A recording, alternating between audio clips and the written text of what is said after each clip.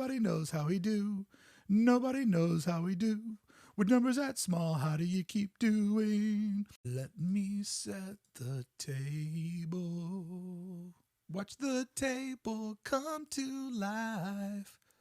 Watch me set the table. Wish I had feet.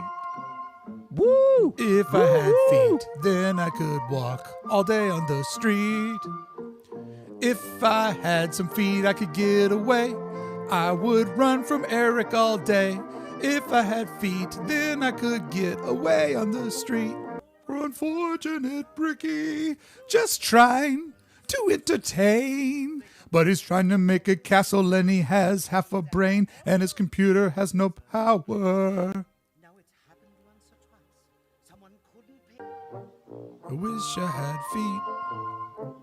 If I had feet, I could run on the street.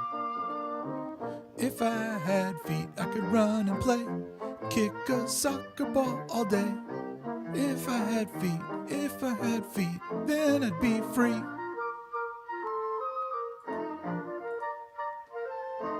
Now you can see my desktop. I don't want anybody to ever see my desktop. Where'd I go? I'm back. Whole new troll.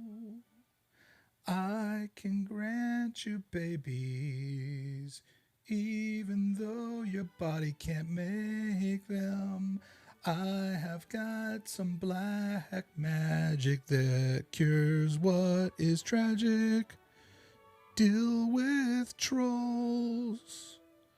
I can give you things that your body can't when you deal with trolls. You went to a troll behind my back and now the child is mine. How do you do? Don't worry about subscribing. How do you do? Worst numbers in history. How do you do? He's the worst social media influencer. How do you do? Nobody knows how he do. Nobody knows how we do. With numbers that small, how do you keep doing? Let me set the table. Watch the table come to life. Watch me set the table. Wish I had feet. Woo! If I had feet, then I could walk all day on the street. If I had some feet, I could get away. I would run from Eric all day. If I had feet, then I could get away on the street. Unfortunate Bricky, just trying to entertain. But he's trying to make a castle and he has half a brain and his computer has no power. Now it's happened once or twice. Someone couldn't pay. I wish I had feet. If I had feet, I could run on the street. If I had feet, I could run and play, kick a soccer ball all day. If I had feet, then I'd be free.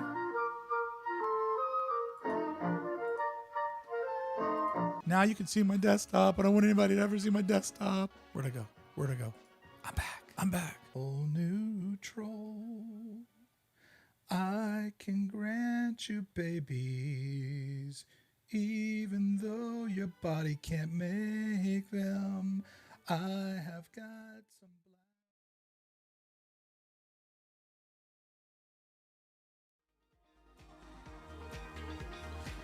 All right, let's start this.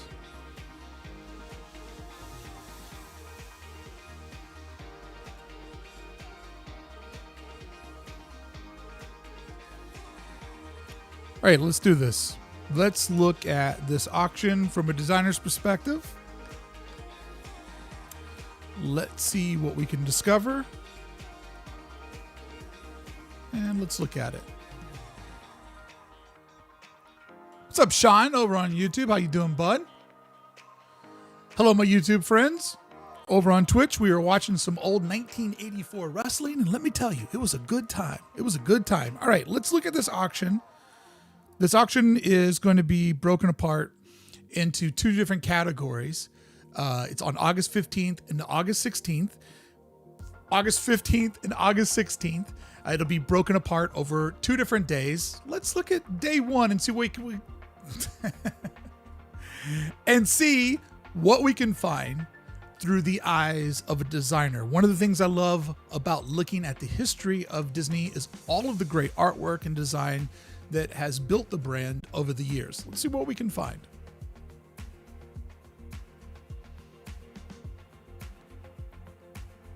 So this sign over here to the left, if you've ever been over in California Adventure, then you know that this bad boy lives on the side of, I guess it's where Sunset or Hollywood. I always have a hard time remembering the names of the streets in Hollywood land, but this sign is actually on the side of the building as you are coming around the corner to go over to now Guardians. I love these old letterheads too. Look at that letterhead right there. 2 colors. 2 colors on a nice paper stock. That is all you need sometimes to make awesome. To literally make awesome. It's all you need. Still looking for a way to, with one button, turn off all notifications on an iPhone. Doesn't exist.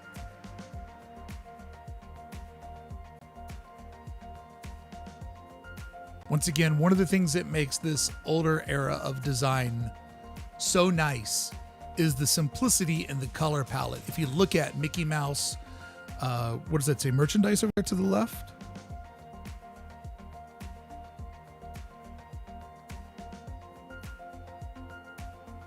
Can we get it? Can we get it? So nice. That is amazing composition and layout. You've got just world-class drop shadows on the Mickey Mouse merchandise text. That's done by a drafts person at a table. This is way before like set type. I love that crude sort of rough around the edge Mickey Mouse. And then look at that layering. Like, who came up with that idea with the layering of doing those gradients? And then just for the fun of it, let's go ahead and put like a ray of light coming out of that keyhole. That is a masterful composition.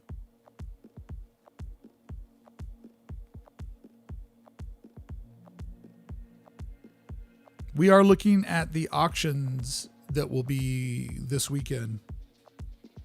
It'd be so cool if there was just a way to turn off all notifications at once when you're actually using your phone.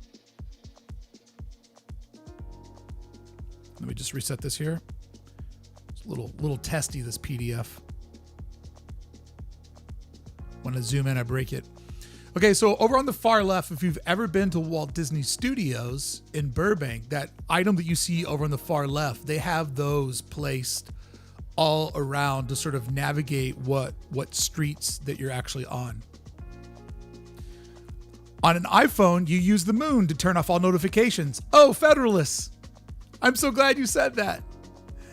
The moon works when you're not in the phone. This phone has the moon on, but when you're open, it thinks you want to see all the notifications.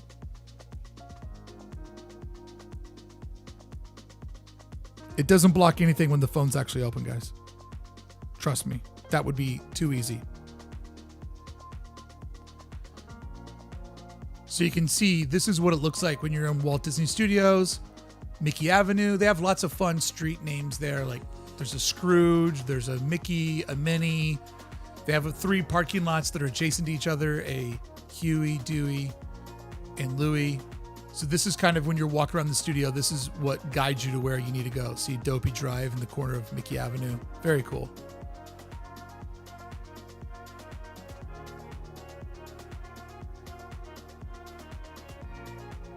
Guess that's just the way to get it back to where we want it.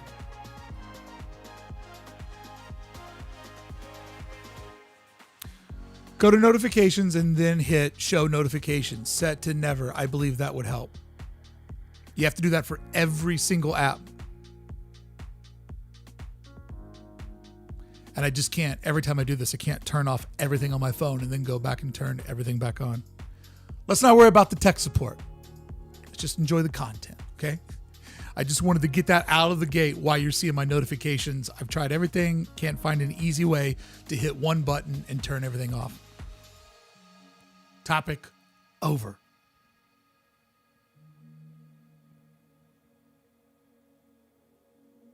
All right, let me see. Can I zoom up in? I want to look at this artwork up here. Being testy.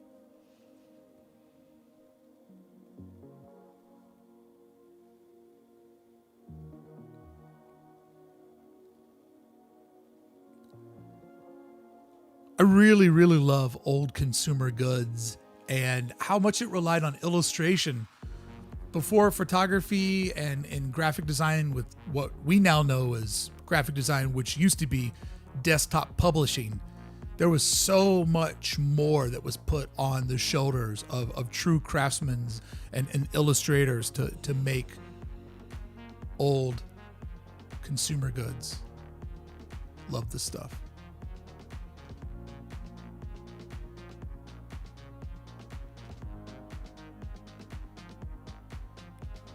So cool.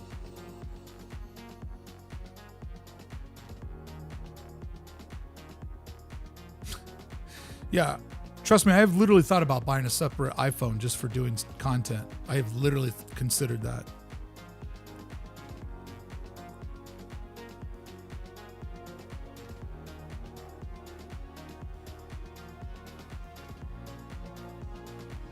The perfect color palette back in the day is just this cream paper, an off-white cardstock, and black with a little bit of spot red in there. And if you want to recreate this on your own today, if you want to do a design and make it look vintage, there's a really easy way to do it. I do it all the time.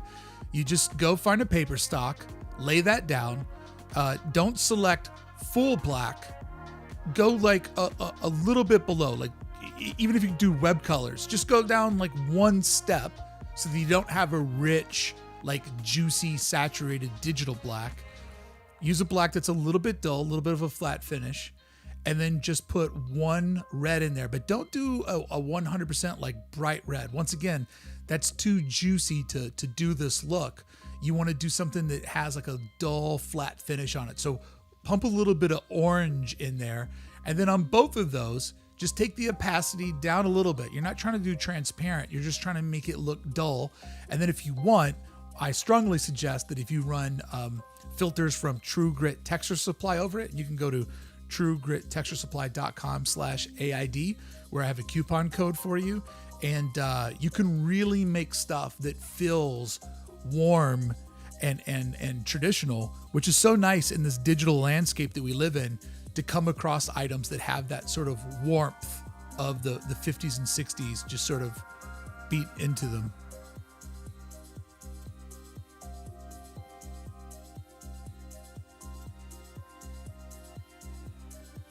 Oh, Nick has the paperback copy in front of him. Well, then you don't have to deal with iPhone problems, Nick. You win. Nick wins, everybody. Let's see.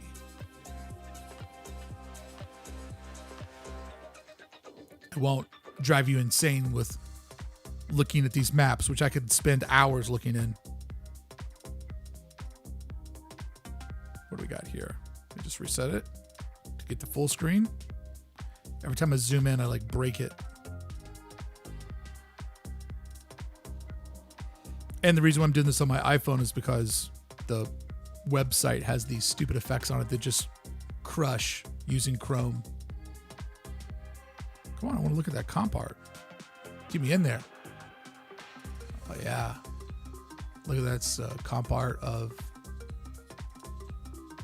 the Main Street train station. And what's that comp art we have above us there? Oh, yeah, look at that Frontierland. So cool.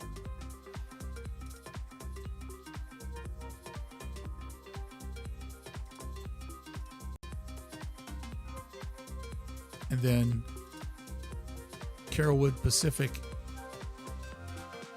That is great. That's the actual railway that Walt had in his backyard. Hey, that's a great logo for a backyard train kit. Look at that 1955 over there. Once again, this is masterful graphic design and composition, because everything is compartmentalized in its own little container. You have Carrollwood Pacific, Fairweather Route, that little container over the top of it, that creates depth. Then Pass is on its own banner that sort of airbrushes out to the far right. Railroad at that 30, 35 degree angle over there. Good Until Revoked. Like, this is masterful the way that they took, when you work with circles and items at an angle, you're going to end up with these awkward pizza slices. And they literally just went in there and just did some decorative flair to fill up those pizza slices. And then down at the bottom, you could put, your name, whoever has the pass to ride the train in Walt Disney's backyard, nonetheless. And then that, once again, it's just that second color hit of the 1955, and they actually went through and numbered all these individual. I love the old school, just 2-color prints. When I got into being a silkscreen artist, there is so much you can do with 2 colors. So if you're a digital designer and you want to put a lot more power and strength into your composition and your designs, get rid of all the colors. Go down to 2 colors in a great paper stock, and your artwork will seriously have a whole new definition to it.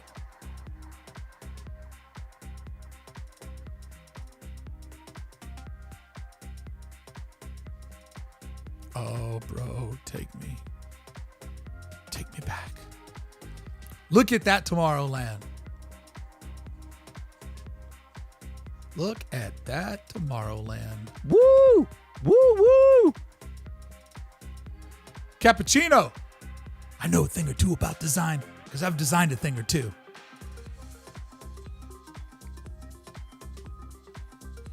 Okay, let's move on here. One of my favorite graphics is this sort of, it started out as the wonderful world of Disney or Walt Disney. But then this logo evolves over to the Epcot logo. Then it also, before that, it evolved over to the Walt Disney World logo. And there was a while that they had this great 70s version that looked kind of like a disco ball. And they would play with a lot how they put together the mirror inside of the disco there. But what I really appreciate about this older version is it's not computer made. It's not completely symmetric. There is a sort of imperfection to all of this, which is really, really great. So one thing I would suggest for you to do is draw things by hand, scan them in to Photoshop or Illustrator. And then if you do like a stamp tool on them, you can get really good, perfect, imperfect line art that will give your artwork just a lot of vibe to it, a lot of good feelings, a lot of that good nostalgia. And just, right now, to get people's attention, you're always just trying to break the digital fatigue that everybody's feeling when they look at stuff. At least that's what I'm trying to do.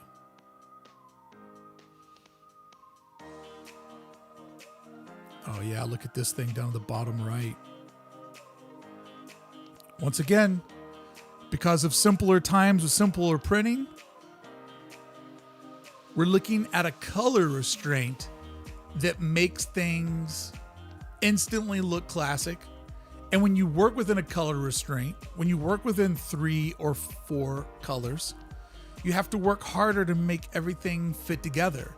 So when we look at this Ride Walt Disney's Magic Skyway, presented by Ford Motor Company, the Wonder Rotunda, I love the way that these ovals are creating a synergy here that you may not realize it, but hey, this image is magical. Thanks. You're seeing a symmetry here where your eyes are drawn in to these lines. Like the way that this is designed is a way that your eyes can't easily look at it and look away. Our eyes are fatigued. We look at thousands and thousands of things each and every day. So what you want to do is you want to use composition to fool your eyes into going, what am I looking at? So then you spend a couple of extra seconds looking at it. That's why composition is so important to getting attention. And we live in a moment where everybody is just bombarded with all kinds of images every single day. So composition is how you actually talk to your consumer or to your customer. Can I get in even closer and look at that little? I will be hunting this thing down IRL because I love the simplification of these little graphics here. And you can see too, this is the art of no outlines. When you don't use outlines, when you make things look like they're just cut out of paper, it adds such a nostalgic vibe. It takes you instantly to a different time. And then once again, if you want to make art that feels retro, don't do saturated colors. Go mute. And if you want to cheat at doing mute, at your top layer, whether you're in Illustrator or Photoshop or Procreate, just put a big white square over your artwork. Take the opacity down to 20, 30%. Then every color that you drop underneath that layer will have a nice flatness to it. And the cool thing about doing a parent layer that is at a 30 or 40% opacity is then every color that goes below it will also be muted in that same regard. Somebody started following me. Which will create a nice synergy because all of the children colors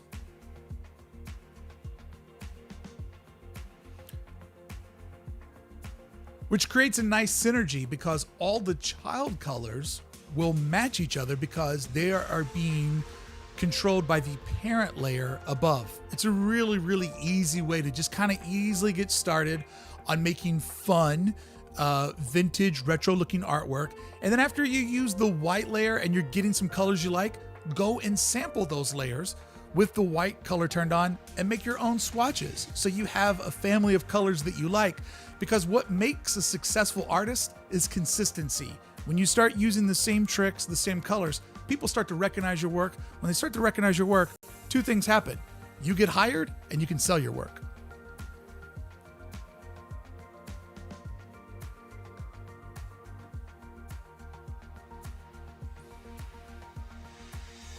Knowledge bombs.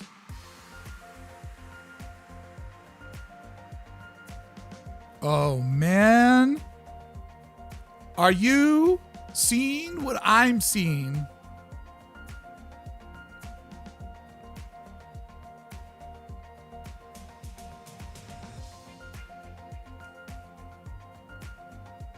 Are you seeing what I'm seeing? World class. A world class composition. Illinois, nice, clean, Nutra type font. Says the future. New York, World's Fair, clean, centered below, creating a perfect hierarchy. And then offsetting that awesome rectangle that has that Porsche printing over the paper. You can easily do that with the True Grit texture supply. I use it all the time to put that sort of Porsche, because what you're trying to reproduce is, back in the day, the paper stock was rougher, and so was the printing methods. So this sort of like bumpies in there that you see, that's how the absorption of the ink is going into the paper. Now, we live in a digital world where every color is always 100% accurate the whole way over. But what makes this old artwork feel alive is that Porsche art, or the printing that is going into the pores. That's how you get that nice little dither. A poor man's way to do that is go find some paper that has that effect in it, make that a transparent layer or a screen that you put over solid fills, and then you'll get that sort of vibe. But you'll have, because you created your artwork in Illustrator or Photoshop, you'll have perfectly crisp edges. So what you need to do is apply that and then smash those down, cut it out, and then you will have to put like a slight blur, like Gaussian blur, like 2, because you just don't want crisp edges on everything you do. It's probably future, I don't know. I'm not a good font guesser. I just like what I like.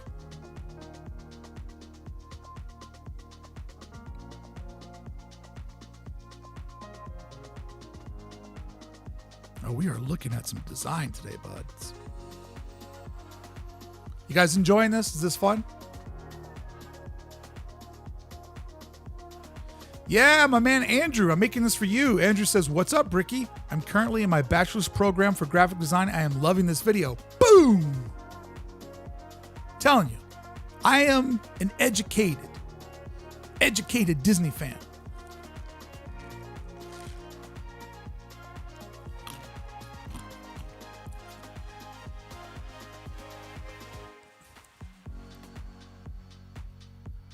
All right, top left. What do you got for me? What do you got for me, sucker?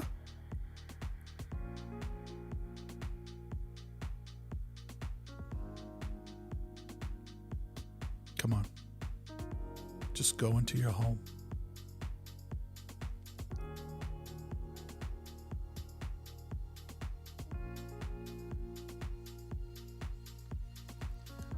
Look at that typography.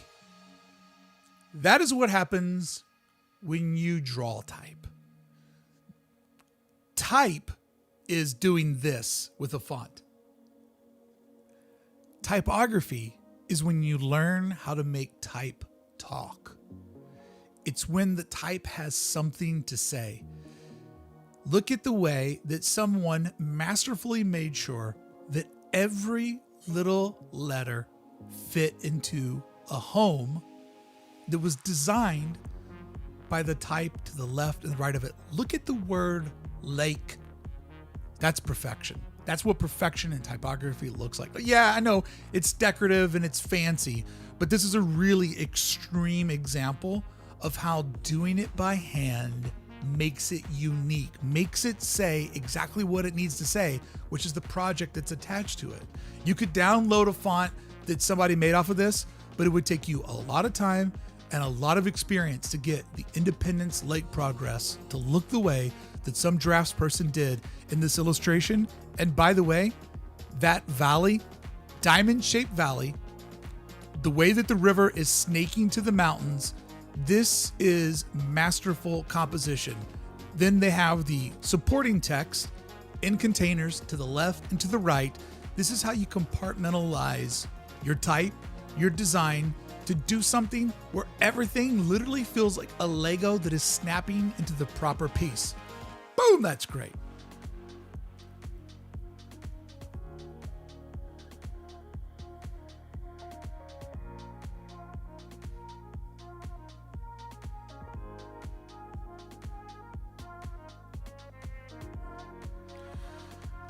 Imagine that you work for WED and you own this cereal bowl and you wake up and you're like, oh, I gotta go to work today. And you pour in your Captain Crunch and you crunch and you crunch and the crunching starts to wake you up. Ripping the roof of your mouth open will always make you feel alive when you're tired. And then you drink your milk. Gotta get the milk echo right. And then when you take your bowl and you look at your bowl and you go, I work for Walt Elias Disney. I'm a Walt Disney Imagineer. Why did I wake up this morning thinking I didn't want to go to work? Now I'm full of crunch berries and I'm ready to go rip. That's all I got to say about that one.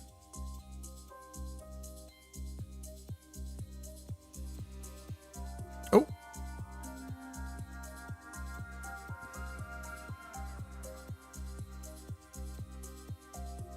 Masterful. Masterful.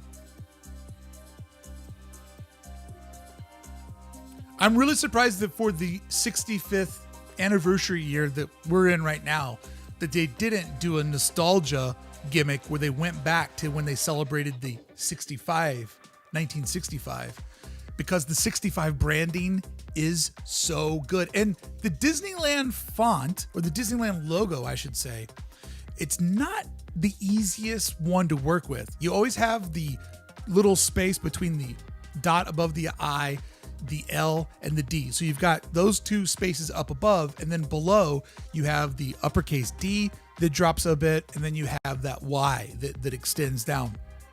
So So it can be a little bit difficult because you have these open holes that sometimes create a weird effect with your eye of like, is everything floating too much? Is it touching too much?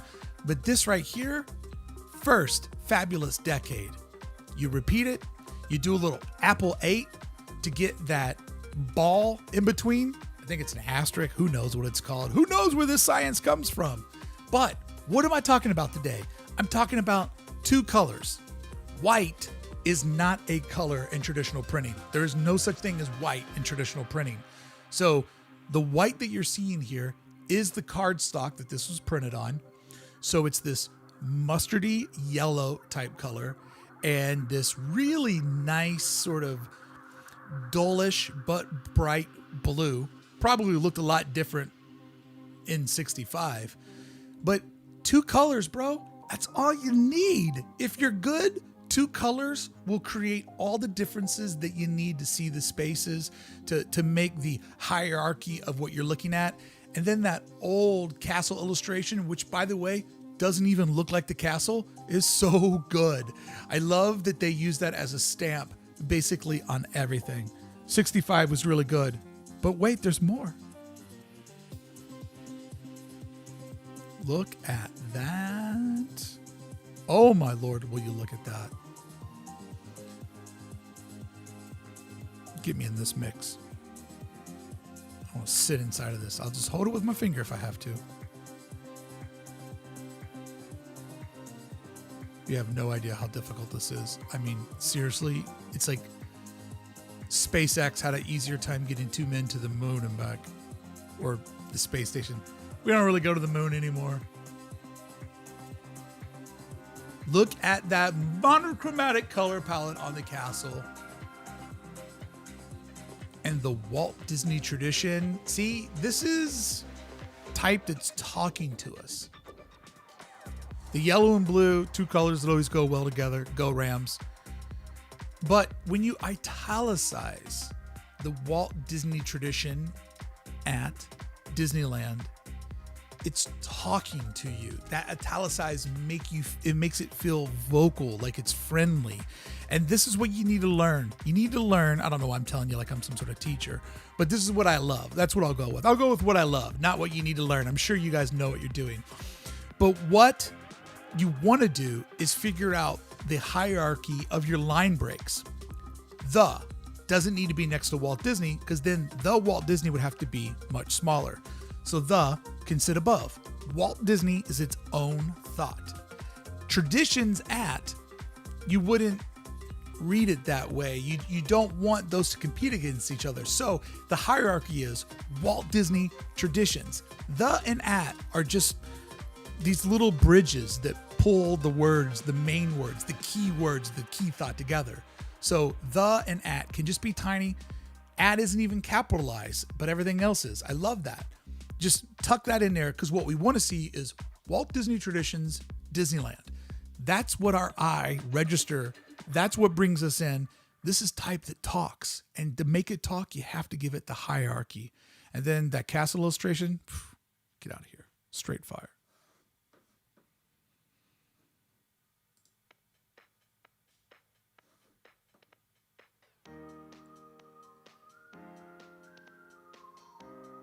Sorry, I'm kind of missing. I'm getting into the zone over here, and I'm missing your comments over on Twitch. YouTube, I can keep up with. There's like one comment every 45 minutes, but Twitch is wild. They're feral. Cool. Looks like you guys are enjoying the design.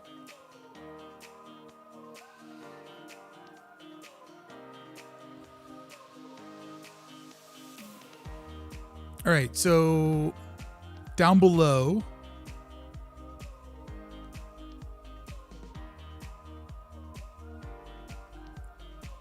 This is something that people just don't do that much anymore. Take a black and white photo, screen it over a nice color, take your secondary color, punch that out over the top. This is a classic design layout. This is Blue Note Records, man. This is the way that they had to do it when things were difficult, because really, two colors and a very creative color stock. maybe 3 if you couldn't get your hands on a good color paper stock. But this design right here, this is the background of your new website, man. This is the ad campaign that you need to do. This is such a classic design look of just get a nice photo, go in, black and white it, get your contrast right, screen it over a color, and then take a complementary color and punch it out. Just punch it out and let that sit on the top. Love it so much. Now, you guys may not know this, but it looks like Mickey and Minnie are tap dancing. And I happen to be a world-class tap dancer.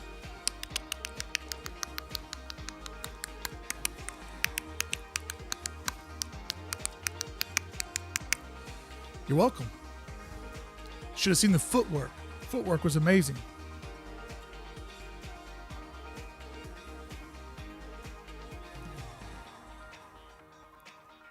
Look at that letterhead.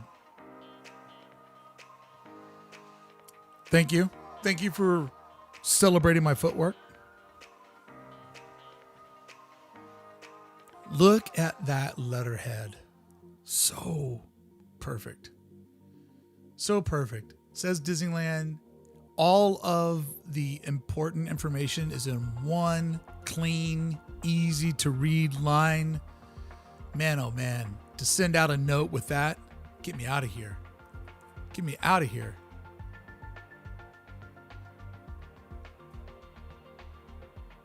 Somebody's arguing with me.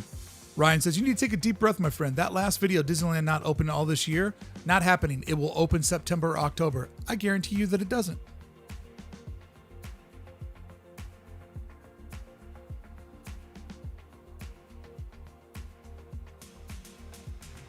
I mean, I hope that it does. I'm not rooting for it not to open, but I'm getting my expectations in place.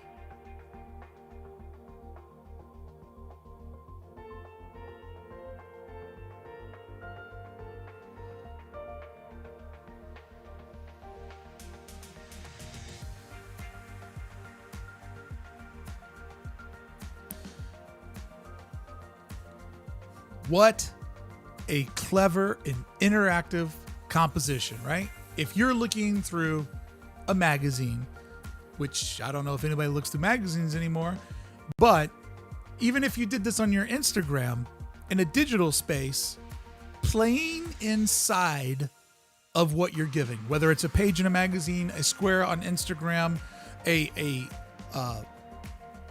thumbnail on YouTube, taking the space that you're giving and breaking with those properties of peeling back or hanging over. I bet in the last year, one of the few ads that has gotten your attention on Instagram is an ad where somebody played with the shape of the space that they were given, so it felt like you were looking at white space and something was breaking the plane.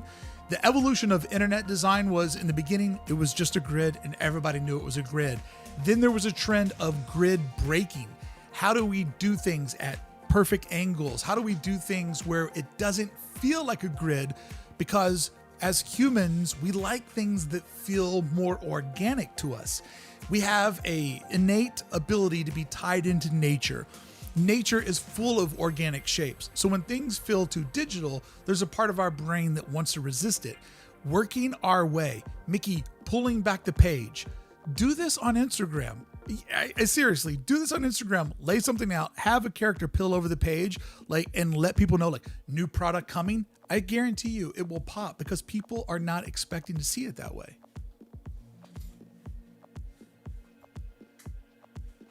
Oswaldo says we should do more of these critiques. Well, there's a problem with doing these critiques. You have to find a body of work to critique. It takes a long time to come up with stuff like this. So when something like this falls in my lap, we'll chase it down. Y'all act like content just falls in my lap. We'll do what we do and you'll be happy with it. I'm so mean, I know. Here we go. Perfect.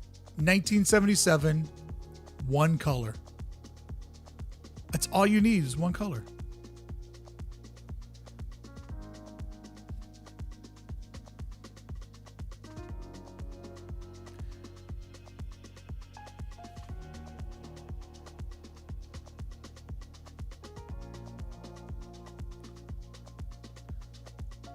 Ryan, the video about predicting Disneyland won't open is an educated guess. If it opens earlier, I'll be ecstatic. But if they're going to open the park in October, they better make an announcement pretty soon. And September, man, I don't see September happening. I don't care what board Iger's on. There's rules and public health concerns.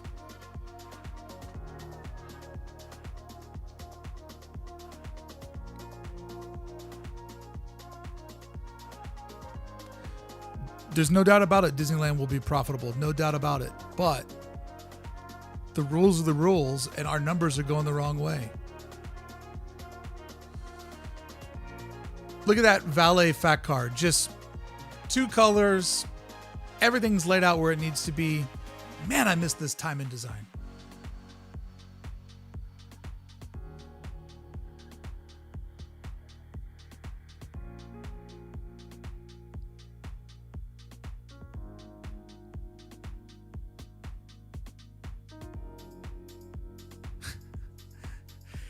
Get me that Mickey Mouse costume and I will wear it on the camera. You get me that and I will wear it. Speaking of which, Spring Break 2020 shirt showed up yesterday.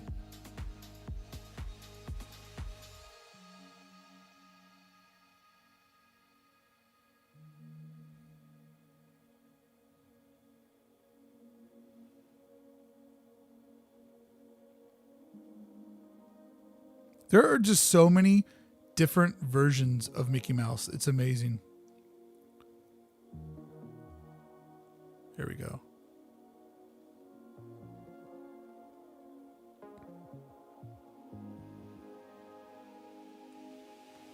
This safety awareness promo kit, just so easily put together.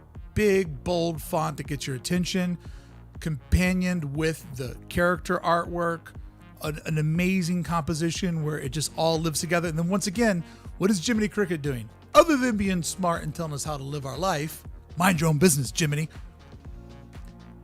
He's breaking the plane, putting his hand over those images creates a depth of space. These are things that our eyes react to because we know that it's a flat plane. But when you put depth and dimension in there, it's just a fun little gimmick of stacking. And it really does, it does pay off big time in design.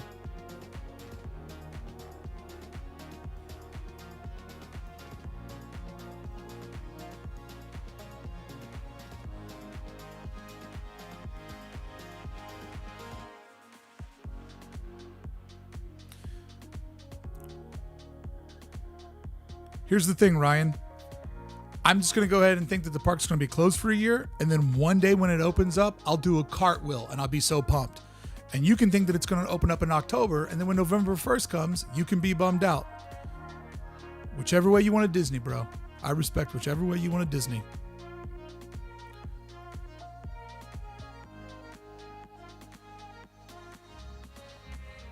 To me, this is sort of a rough time in design. I'm not a big fan of this coloring book style artwork. It doesn't commit enough in any direction to satisfy me. It literally just looks like a children's coloring book, which is fine if you're a child and you're coloring. But as far as good graphic design or good illustration or something that's attention grabbing, this to me just feels like an embroidery on overalls. I don't wear overalls, and if I did, they sure as hell wouldn't have embroidery on them.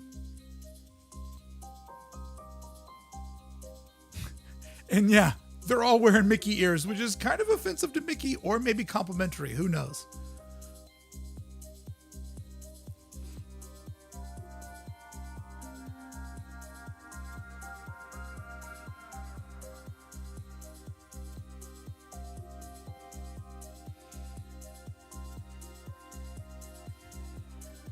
Oh, yeah.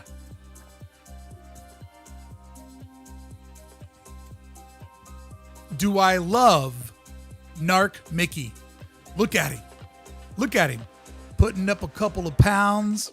Putting on a couple of pounds while he's serving the force. But look at that Mickey. What a Mickey. What a shape. What a bod. That's so good. I love these just little obscure, weird parts of things where the illustration's not perfect. I love Chubby Mickey as a cop. That's so good.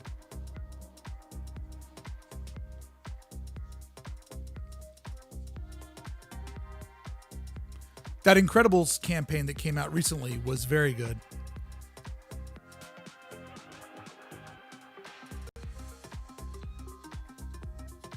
Oh, I see a little bit of one color magic down here in the bottom. All right, so here's something interesting. Think about, can I get that over so it's not in front of me? Think about when we just looked at Mickey colored in like a coloring book, right? Looked like a sticker, looked like a coloring book. Look at it reduced down to one color on a solid background. It's so much more sophisticated. Like it looks so much more like an icon and less like a coloring book. That's the power of reduction in design. And then if Goofy's on the case, whoa, now I feel safe. Okay, so this thing right here, it's fun to experiment with design. You always should be experimenting because there are some things that break all the rules. They make no sense whatsoever, and that's what makes them awesome. All right, can I get this where I need it? And the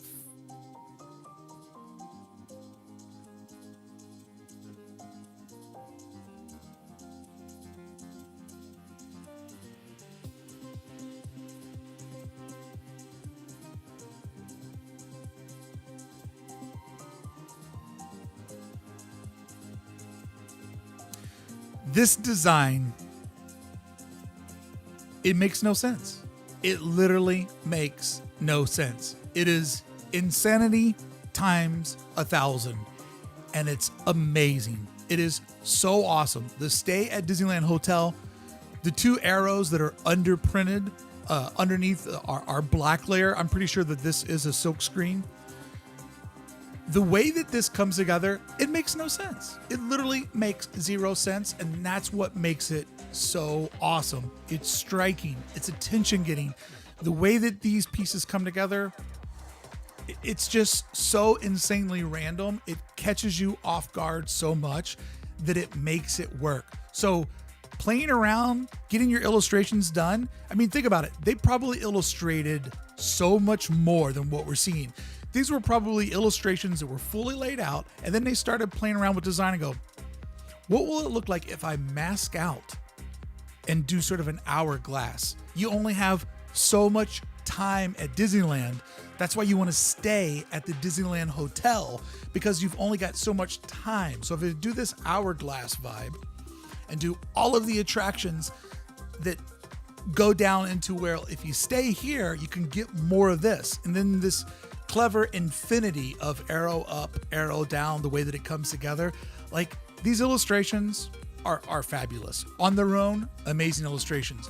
But you add in great illustrations plus great typography, and most importantly, great composition, world award-winning piece of art. I would never have come up with this in 1,000 years, which is why I love it. This is one of the top 10 Disneyland park posters of all time because it literally breaks every rule and makes no sense, and it is rewarded for that. I love it so much. What's the year on this? Woo! Woo woo! 1956, 54 by 36. Is it silkscreen? I knew it had to be silkscreen. I used to do silkscreen prints for the Wonderground Gallery as well as the music industry. Silkscreen creates so many challenges as a designer, which is making you constantly come up with so many great workarounds for the restrictions of the medium.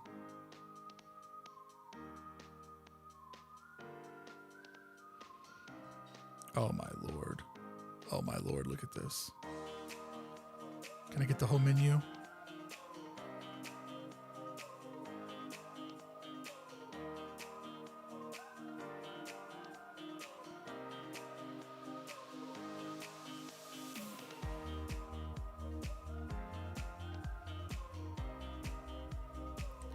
The menu's great. But this little... Look at the simplification of this Mark Twain illustration. It has just enough pieces so that you know what it is, and then they just went wild with the rest of it. The loose paper cut looking waves and the water in there. Oh my Lord, this thing is masterful. Masterful.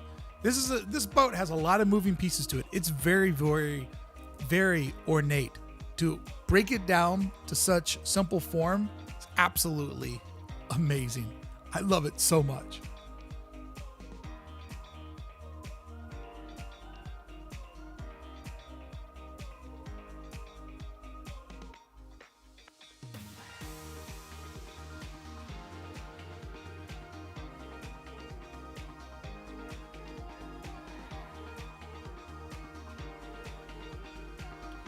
Trying to see if there's anything that I want to... Wish I could just keep it locked into full screen mode and not have the web browser over the top of it. But I want to zoom in. I need to see more. Are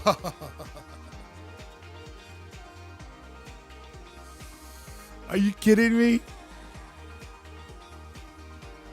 Are you kidding me?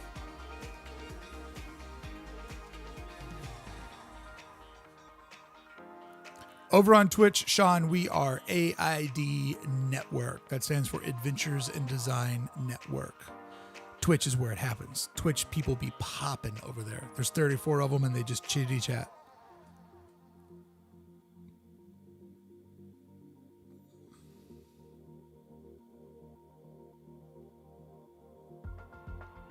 Oh man. Look at this. So good. Love all these old ads. Can I get them in there?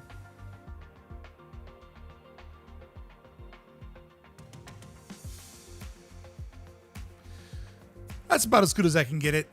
That's typography that talks to you, man.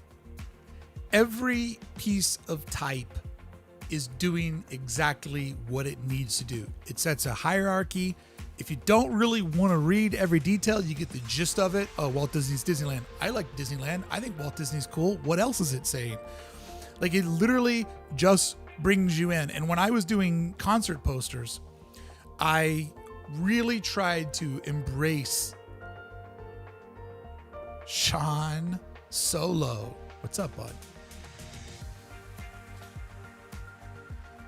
When I was doing posters, gig posters professionally, I really tried to embrace this style of typography where, you know, each band had kind of its own logo. The name of the city is a logo. The name of the venue is a logo. The street name is a logo. Like, everything needs to have this sort of fit to it, right? That it feels like it's in its own container. It's its own thought. And the hierarchy of all of those coming together is what is so important. Now, Disneyland is entertainment. It's your pastime. And so the design of it needs to have that same vibe of, this is fun, this is exciting, we're trying to get your attention. Like, it shouldn't feel like a brochure for your insurance company.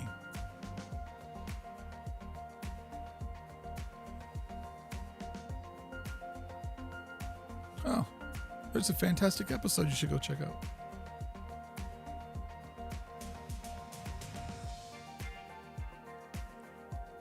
These mono illustrations that just go all around the border of this big poster.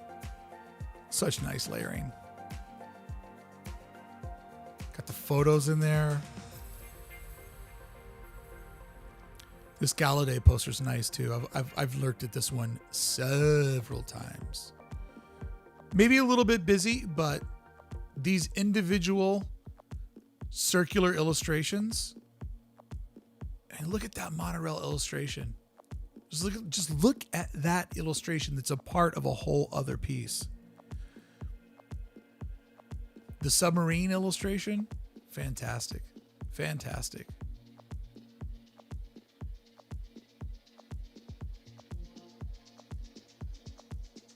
Oh, and look at this down here. Give me that Matterhorn bubble back. Look at that. This is all composition, right? The curvature of the water, the angle of the Matterhorn bobsled, looking through the keyhole that is the opening in the mountain, and then the lighter rocks cascading back. There's a rule in the earth. To all who come to this happy place, welcome. Walt, are you here with me, bud? There's a rule. As things get further back in the real world, they lighten up. They also get more blue. So to have all of this intensity in the front and then let it dissipate back down, that's the 3 levels of Disney right there. Keyhole, foreground. The characters, the fun, that's in the middle ground. That's always the subject matter. And then the infinity. There's so much more adventure awaiting for you. Swear to God, I could talk about Disney design and just give any agency a pump up on how to make their branding better. Because it's literally the perfect metaphor for great design, because the subject matter is so fun and endearing. Dude, put me back on Main Street.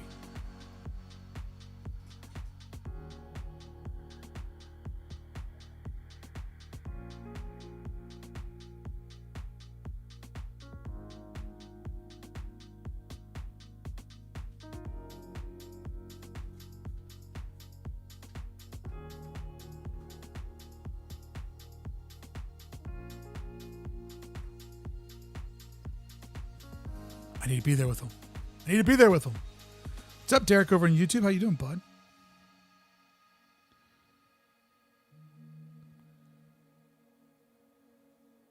Look at that. That's great. That's great design where everything just fits in its own little pocket. It's fun to look at. It's fun to read. There's an explorative nature where you feel like there's something fun to look at in the next little bubble. It's great.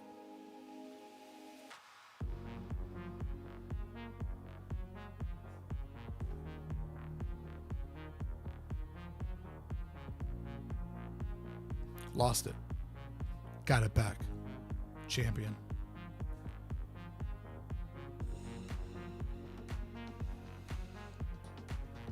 Oh my God, this is exhausting me. There's so much good stuff in here. We're only on page 50.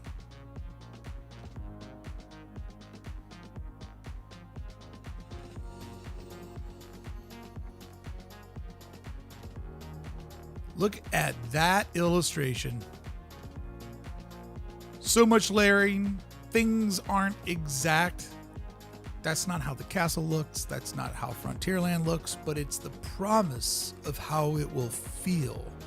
It's illustrating emotions, not objects, which is such a great part of their heritage of being the happiest place ever, is that you can illustrate into that happiness. You can design into that happiness and give people that promise of, this is going to be a vacation you want to take. So let's break down this hierarchy. So you have official. Woo! Woo woo! Thank you. Shakayere. Shakayere. So you have the official word. It's short, it's squatty, it's dark blue. Disneyland roadmap. That's our main subject matter, but roadmap, obviously, you don't want to overdo the Disneyland logo font. It's too much. Now type that talks to you. Courtesy of your friendly. Italicized, a serif font. That's telling your mind that that's a different thing. Richfield dealer. Once again, it's the opposite of roadmap official. Tall and thin, short and squatty. Breaks it up so that your eye can easily digest all these little pieces. And then can we get into that fine print there? fine print just kind of is what it is. So many people look at the illustration, and yeah, I am too. The illustration's amazing. But with that opening pocket, it's so important the way that you put that type in there, so that when you look at this from across the rest area, Disneyland Roadmap, Richfield Dealer, those are the important pieces.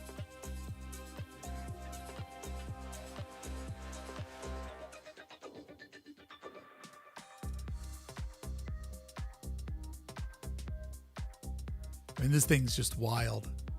It's just wild. It's got those atomic age starburst in there. I love when the Disneyland D has that little decorative touch inside of it. Doing a checkerboard of graphics and photos. And then down at the bottom here,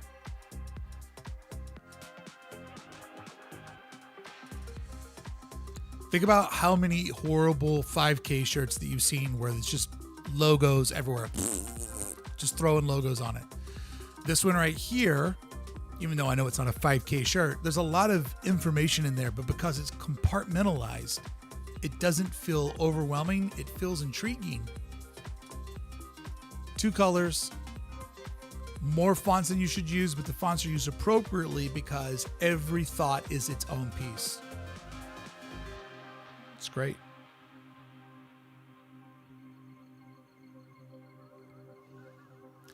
That's the first 50 pages. And there's a total of 380. Do we keep going? I think we do. The only running I do is I run 5K away from 5K shirts. Someone's like, hey man, you want this 5K shirt? And I just will run 5K in the other direction. Woo, woo. Thank you, Fifi May.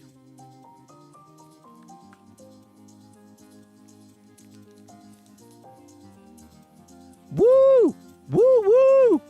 Who did that? Who did that? WMD, thanks, bud. My homie.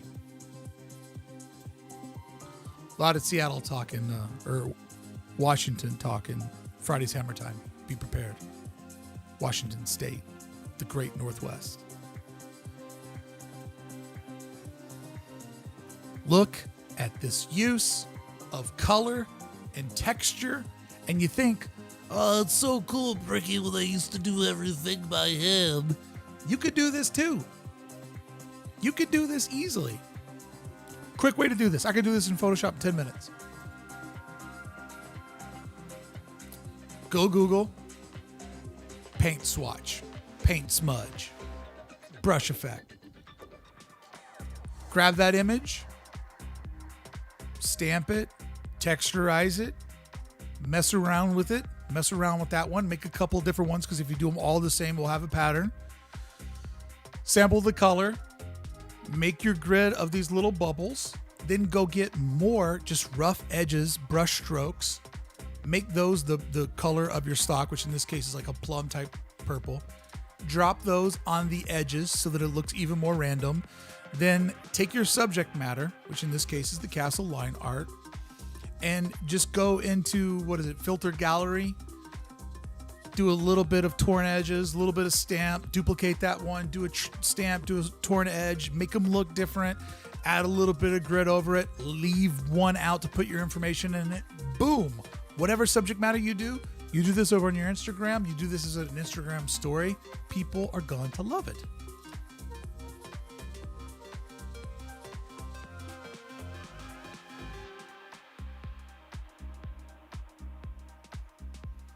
This Eeyore sign, when you're in Indiana Jones, when you go up to where they're showing you the documentary, if you look behind you, way up behind you, where the film projector is playing, you can see one of those signs because Indiana Jones used to sit in that parking garage or that parking lot.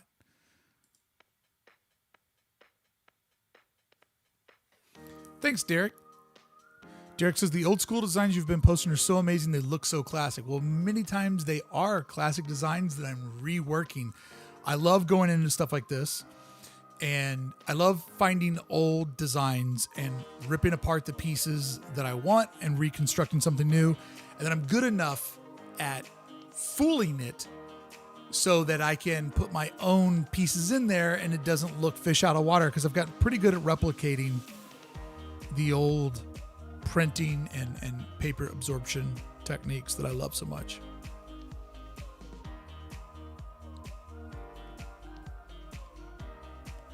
This is a graphic design nightmare, right? You have an enormous amount of information that you have to put on a very, very small piece of paper. And you work for Disneyland and you're a junior designer and you're hoping that you're going to be able to work your way up through the ranks. So you don't want to just do something that looks like garbage. Therefore, you have to trust in creating a system, creating a hierarchy so everything makes sense. You have to do a little bit of life design. Okay, we have parking aisles and we have parking sections. So I need to figure out a way to have numerical data coexist with alphabetical data. So you have, what is that called? Alphanumerical. So you figure out your system. You got to put your legal in there, but you need a good letterhead. You need to let people know that parking, 50 cents? I remember when it was 25 cents. Well, grandfather, if I could only take you into the future and let you know parking costs $25 for a stranger.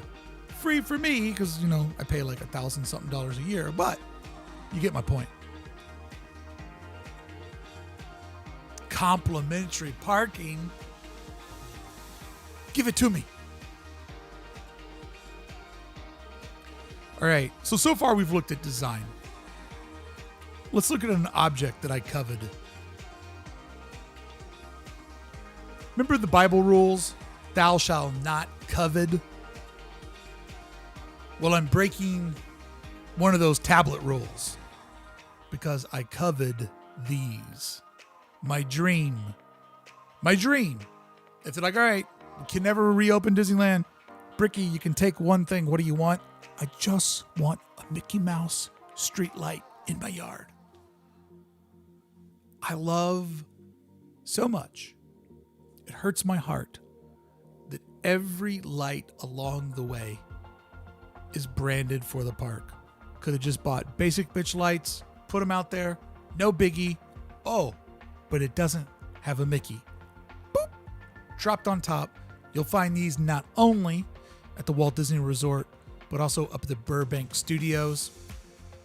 It's just these little touches, these little design touches that lets you know that somebody else thought about you. They thought that this would make you happy. They thought that this would warm your heart. They thought that this would brighten up your day. And they thought that you would think to look at the top of a streetlight to find this little reward for being a design mind, for being an explorative human being that doesn't just go through space and time, but actually looks at the little details. These details are put there with love for someone like you that loves design. The streetlight with the Mickey on top represents everything that I love. And if I only had $5,000 to $8,000, my dream could come true. Well, when you have a very lucrative YouTube channel with over 3,000 subscribers, chump change. I got 20 of these. I am not trading the car for one. I love my car. Here it is. There it went. Woo! Woo woo! Oh! I'm now 50 bits closer. Woo! Woo woo! Oh, 4 more bits closer. I feel like by 12:30 I could have that light money just burning a hole in my pocket. Here it is, International Woo! Press Preview. Woo woo! Oh, 100 bits for the light post. So close, guys. You know what? Beep boop pop. Yo, auction. It's Bricky Mouse. Need that light fixture installed by sundown. Do you know who I am? Do you know who I am? I'm the channel with 3,518 subs. I'm like famous. It'll be out there by sundown. Here we go. Sunday, July 17, 1955. The day the Disneyland opened. That's up to you. International Press Preview. This is when ABC was there. This was one of the first big live broadcasts of an event in the history of America.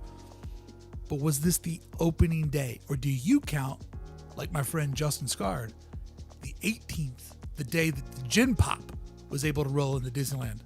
The Monday after. Would love to know your opinion. Not really. I don't really care about your opinion. You're just supposed to just say those things so people comment. Oh my God, am I recording? Did I just say that out loud? Bricky's canceled.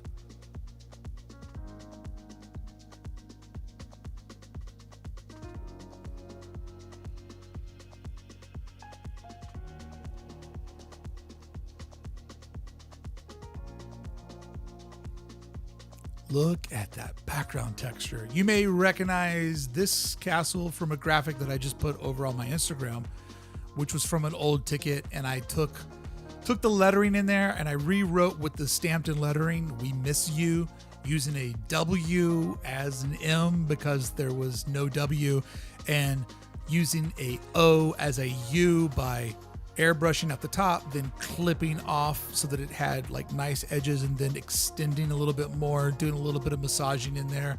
I was able to make it, but I really enjoy this illustration of the train station. That's just great design.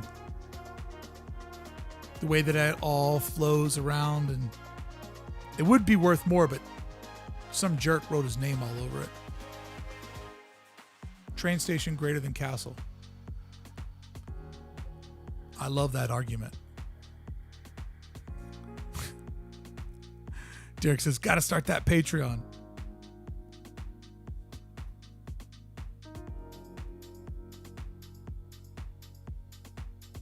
right, let's get over in here.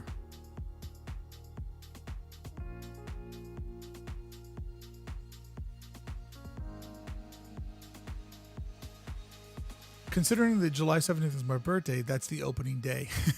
What a way to decide. I love it. Also, considering Gin Pop did get into the park that day. Yeah, bootleg tickets. People wanted in hard. I really enjoyed this particular castle rendering. It didn't last that long. They ended up going with just the simple black, shape one that they could postage stamp out better. But there is a nice juxtaposition of just how off this one is, just how wrong this one is. And that just goes to show, like, it doesn't have to be right. That's what photos are for. It just has to feel right. And this one feels right. What does the castle feel? The castle feels big. It feels majestical. It feels emotional.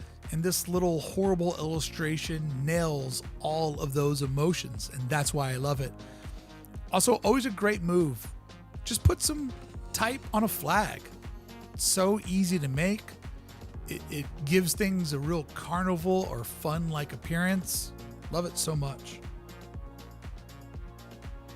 See, this is the castle that they would end up going with the most, just because of the power of reduction. But ooh, do I love that Disneyland. Where did it go? Come back to me. See, this is actually the ticket that I made my graphic out of.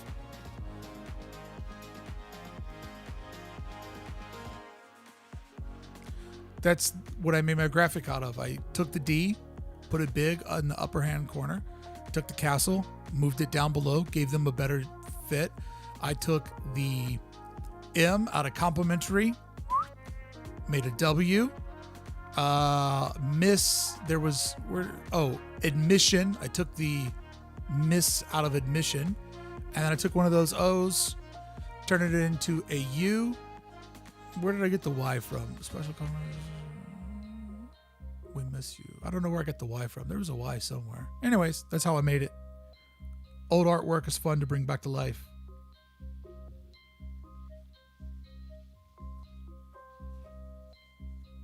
All right.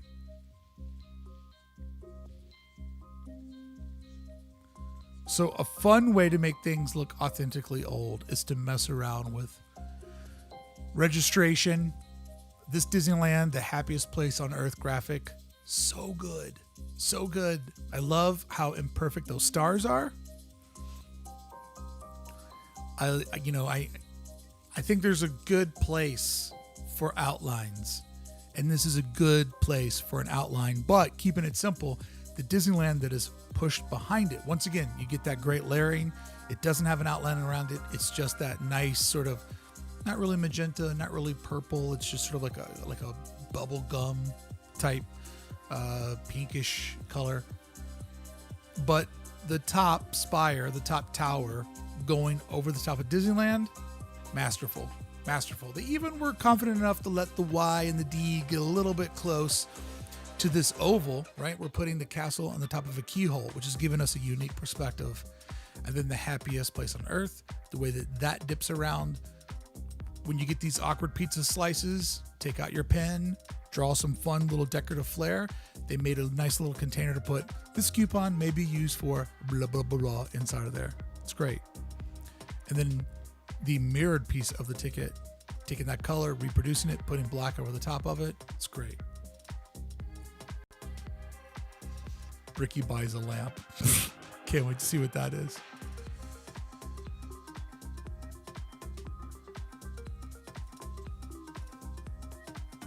Who's Ladder Guy? I don't know what you guys are talking about.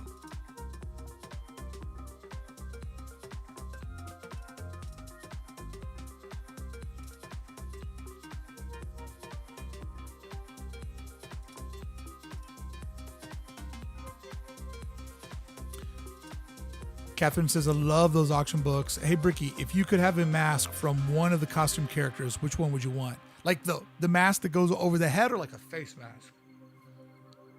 I need to know, Catherine, because I give very specific answers. Wait, if I could have an over the head mask, I would stream so hard with that mask over my head. Who's Ladder Guy, guys?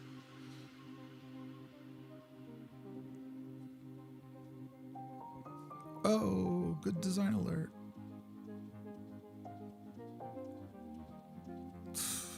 Look at that.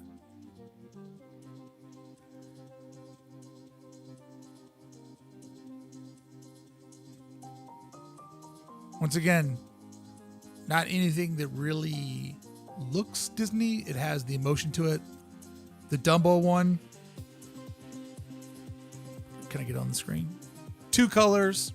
Really great overlapping. A lot of information. Using a perfect hierarchy to build it.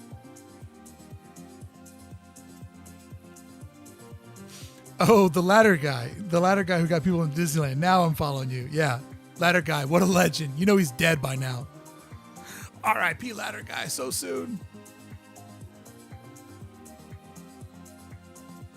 Look at that fat little elephant. The actual character head. Okay. Thank you for clarifying, Catherine.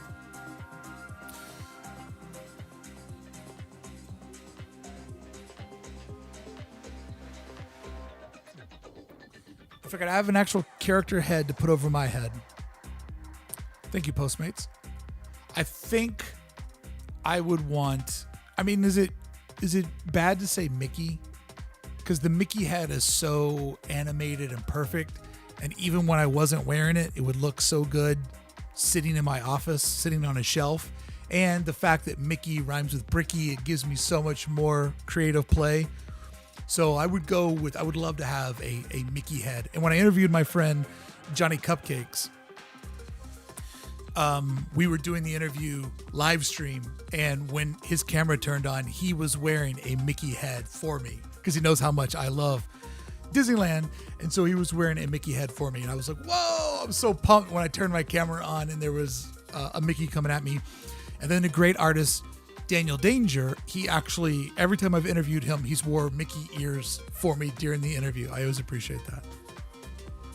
Mickey is the perfect choice? Okay, thank you. Hopefully that's the one that you have that you're sending to me.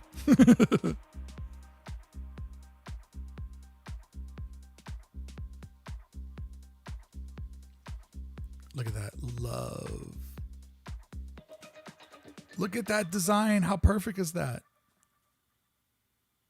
How perfect is that?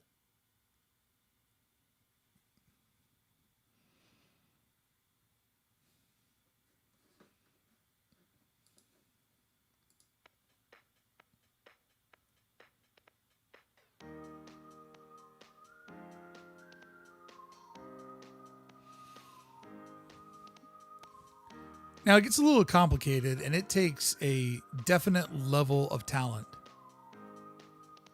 to do this kind of artwork. But this is when we're getting in like the world of color type era, the wonderful world of Disney. And so we have all of this color in Walt Disney's logo up there, and then that illustration. I mean, that better illustrator than I can do that style. That is some serious craftsmanship. But I really love this look, this sort of figurative look where you can see brush strokes in there. It's never fully rendered. There's like a really great threshold of detail and what's suggested. I'm too mathematical, too much of a completist to ever be able to do anything that's this loose. But there's a thing about art, you always really, really love and appreciate the things that you know that you can't do. And this is beyond my skill set. So I always have a fond appreciation for this. It reminds me a lot too of being a kid and getting the old Atari cartridges that always had this sort of like painterly watercolor illustration on the stickers that were inside the cartridges and on the boxes that the cartridges came in. Which is funny because the games looked nothing like this style.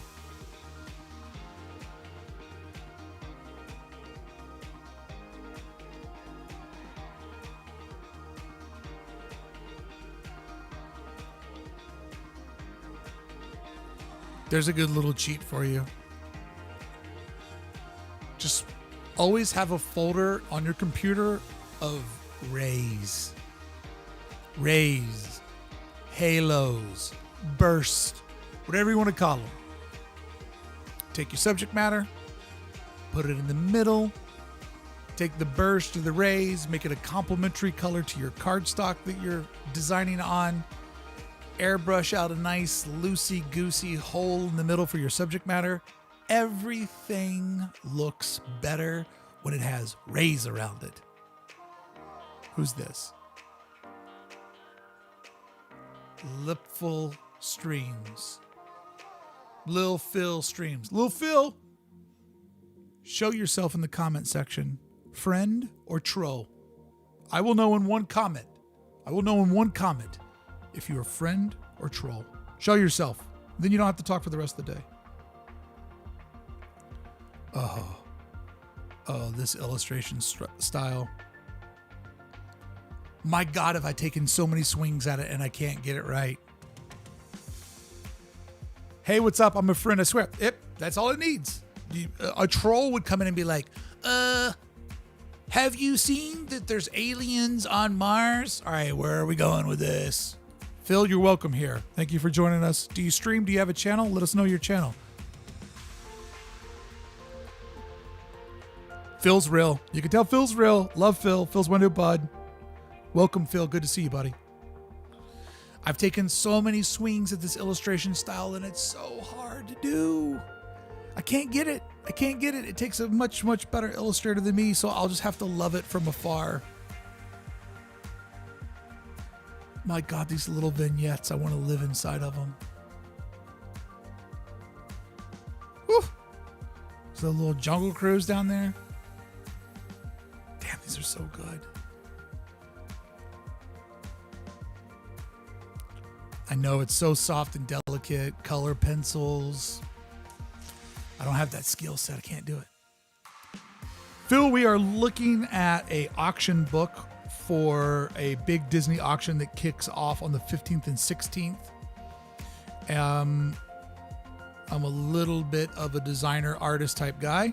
So I'm just going through and we're just breaking down some of the designs that we love. So enjoy or leave if you don't.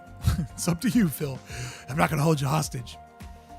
So I've always loved the Disneyland news. It's really cool how They have this more rendered version of the castle they were using everywhere. They actually put bricks in it, and there's a noticeable like shadow and highlight. But I love that old school banner, right? The banner with the folds in it, official publication, Disneyland, California. I really wish they would use Disneyland, California more. Disneyland, California, when you see it all around the park, it makes Disneyland feel more like a city in California. So if I were to become czar of Disneyland, and I put in my resume, I would love to use Disneyland California more on things. It just makes it feel more nestled in, weighted in. Shecky Eddie's like, I just want to pull a Mary Poppins and jump right in those. I feel you, bud. Chris Babunski. That checks out. Yeah, he's made a little bit of art in his day.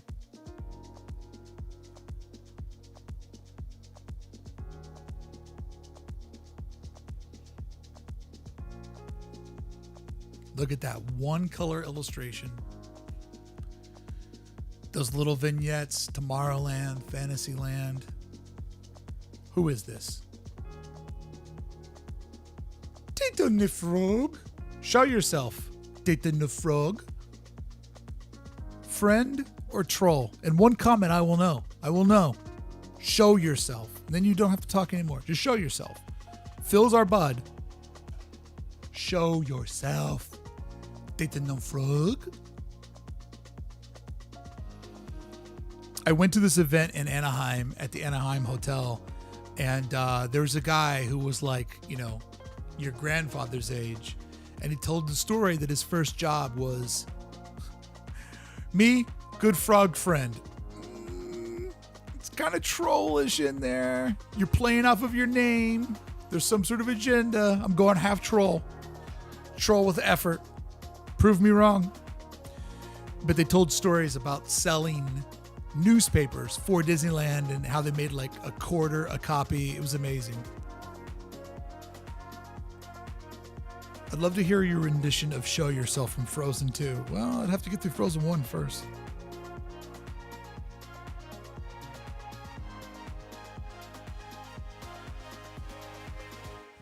Not a fan of this airbrushing here. I don't like when things feel like a soap opera dream sequence.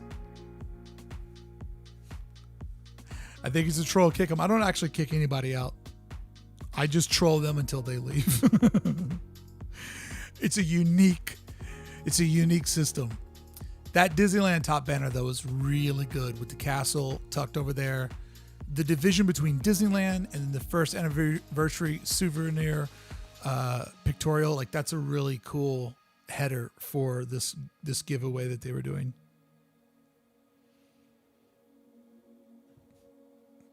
You know it, Neil. You know it, Neil. You know my system.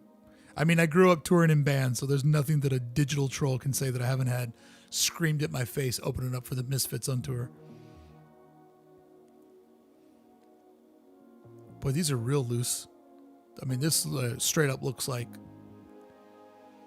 just sketching when you should be paying attention to your English teacher. Me not pass English. Like, I don't need to speak English. I speak American. Oh man, these are some wild. That Fantasy in the Sky looks just like a rough tattoo that's all scabbed up that hasn't healed correctly. These are crazy. What is this, like a zine? Was Mickey making a zine for a while with some of his homeboys? I do love the shadow art though. Sword in the Stone. We have the Gravedigger. These are wild. I need to know more about these. I need to know their story. Oh, Disneyland maps. Disneyland maps. We're going to do some videos soon, one day, where we're actually going to walk through some Disneyland maps. We're going to literally go through them and spend the day, an hour, in a map. Coming soon. You may have seen over on my Instagram burger at Disneyland for Designers, where I took this big map from this record collection, and I chopped it up so you could do little scroll throughs. This map, Weatherman Point, is a really crazy rendering of, hey, we're going to build a whole world called Disneyland. And it's like, it is optimistic on how much space they thought they had when they did this illustration. Oh, Mikey, you're a genius. You're a genius, Mikey. Bricky's magical map. You know it. Oh, wow. Look at this illustration. So if you're not a good illustrator, and don't worry, I'm in your club. Something that you can do if you want to fake your way through it, and I know a lot of illustrators that do this. You can simply make a photo collage of your subject matter. Put that as a lower layer. Take your pen tool and just, Thunder King's bringing me coffee. You can just make a lower layer that is your photo. So, you can take a photo of the Rocket and Dumbo and Sleeping Beauty and Mark Twain, which I'm going to tell you, I believe that that's what we're looking at right here. And you can just literally take your pen tool and on your iPad and you can just trace it. Just go ahead and just trace it. And don't feel bad about it. It doesn't have to be perfect. Trace it. But what makes this artwork, even though I'm going to say that I feel like it's traced because these all look like familiar photos, is that it's the space in between here, this smoke that they're doing, these sort of waves. This is really good. These waves that are bringing it together, that's where you can't trace. That's where you got to make good art decisions to pull it all together. So if tracing makes you get there faster, don't feel guilty about it. I know a lot of big professionals, big name people that trace to get started. But what makes this such a great illustration is the watercolor coloring. The way they decided to take the pen and sort of illustrate the edge of where the shadow's probably at in the photo. The way that they took their pen and they cut up the shadowing on Dumbo. The way that they put in a watercolor inside of these clouds. The gradient of how this color goes from warm to cool. That is something that you can't trace. So if you're looking to get started and you don't feel like you're a good draftsman, go ahead. Put a mountain up in front of you. It will become your mountain as you start to figure out the lines that you're going to draw all over, the lines that you're going to gather.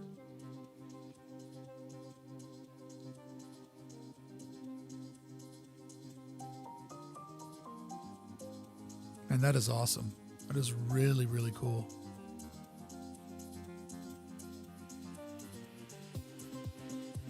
All right, here's an item that I want. Look at this. This is a desk tabletop train set. I want this. I don't know. My brain just stopped working. I was thinking of like, Bricky, do you want the light in your yard, which is a flex on all your neighbors? Or do you want this train tabletop that would make me feel like I had the best land in my house at all times? I could watch the train go around it. Don't make me pick between my imaginary babies. I can't do it. I love them both so much. I love miniatures. I love models. I love Main Street USA. I love train sets. I want this.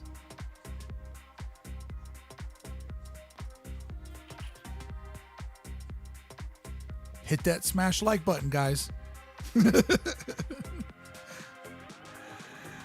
God, I want this so bad.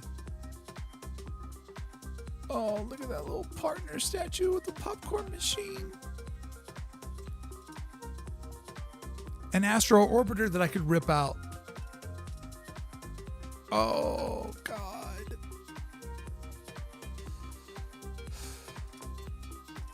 The bench layout isn't perfect, but I love it.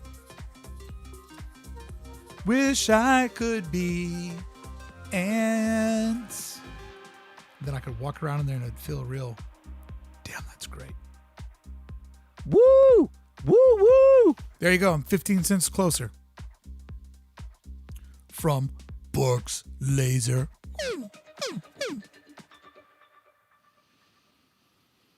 Oh, to be a rich guy. Thank you so much, Bork. I will put that donation towards my train set. That thing is amazing. Does Biggie have a hookup? There's a whole YouTube video on this and how it moves and lights up. Send me that. Future content. All right, let's see. Can we make it to page 100 before we leave today?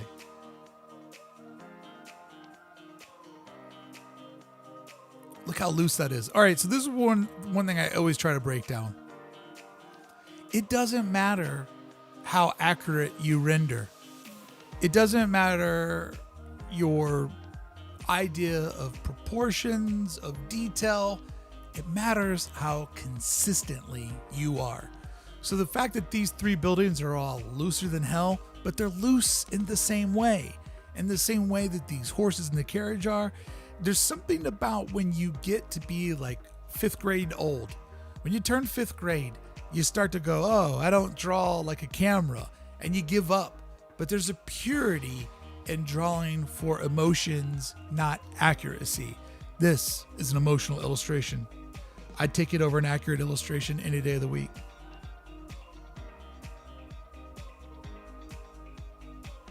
Look how great that is.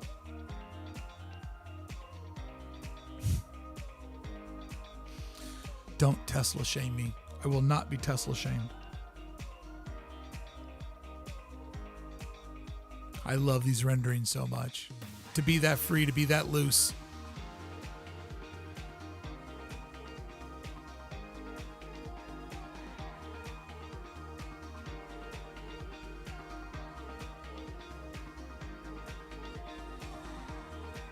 Oh. Humble brag. Donald can afford a train.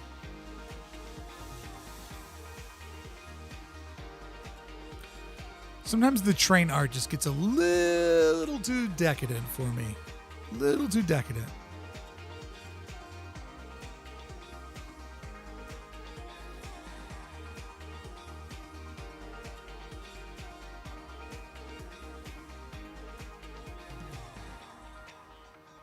I love that they use this poster for the cover of their catalog because it's really such a great poster. I'd love to know the background story. Did they imagine coloring in all of that blue line? Did they just do the trolley and go, it needs a little bit more, so then they blue lined in a background? I'd love to know the story on how this came to be, but it's really so good. I fell in love with that the day that I saw it. Logo alert. This is where Disney misses out, because this reduced to 2 colors, doing some negative space. That's a t-shirt.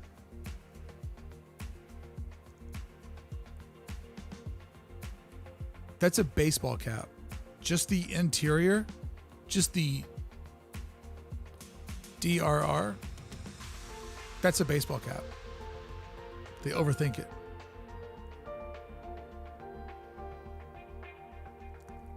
Sorry.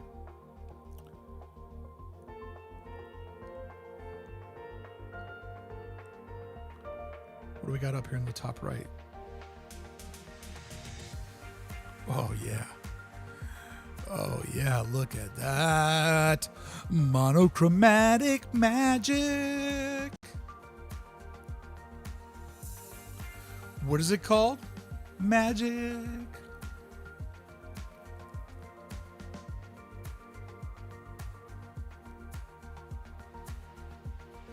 Everybody said, I'd buy that. I'd buy that. More Minotaurs.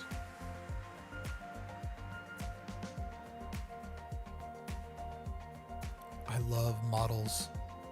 We need to do some videos where we just look at model making. I can tell you a lot about design. I can tell you a lot about printing. Tell you a little bit about graphic design, illustration. But modeling, I'm just a straight up fan.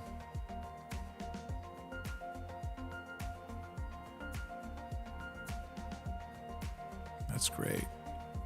Big head Mickey. Sorry, Splash Mountain friends. You gotta go. My mom said you can't play here anymore. Are we getting into posters now?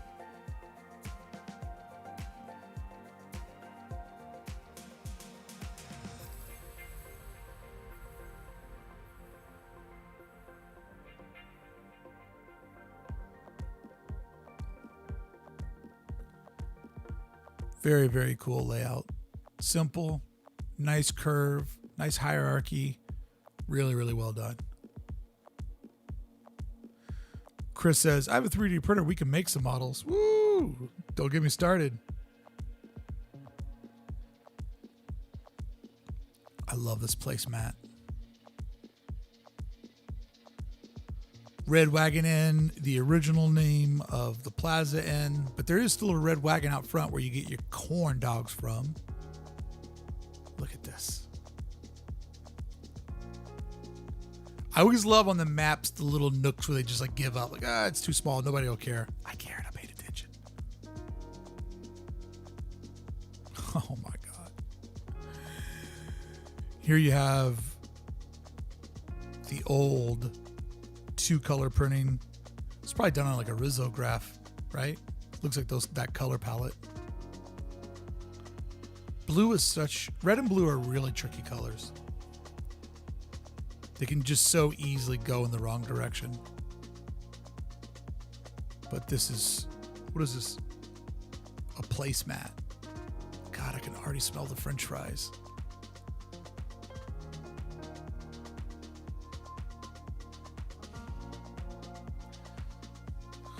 So once again, it's the little vignette. It's the little illustration where, you know, the idea is the Mark Twain, the Jungle Boat, the rocket for Tomorrowland, the train station. You get in that part that says where you're at, and then you can figuratively, loosely just kind of render out the rest, and you know when it's time to let it go. Placed together around the heart of the park, which is Sleeping Beauty's castle. It always gets illustrated either over simple than what it really is or more grandiose. This one scales more to grandiose.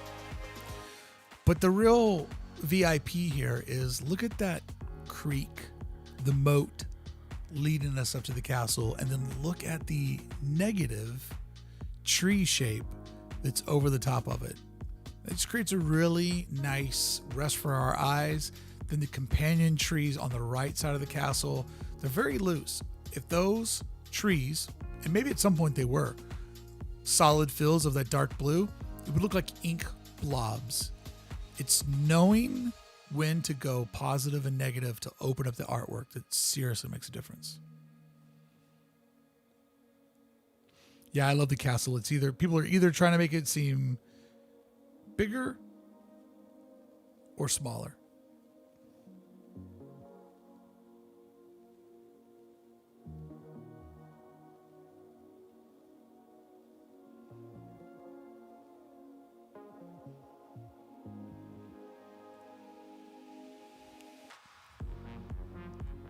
These are great. Look at everything we've talked about today with the art of layering. Look at all the layering that you see on this child's menu.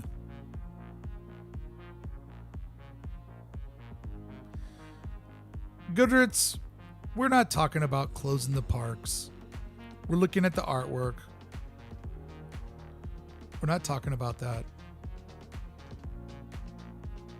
I'm not opposed to it, but it's not what we're doing right now.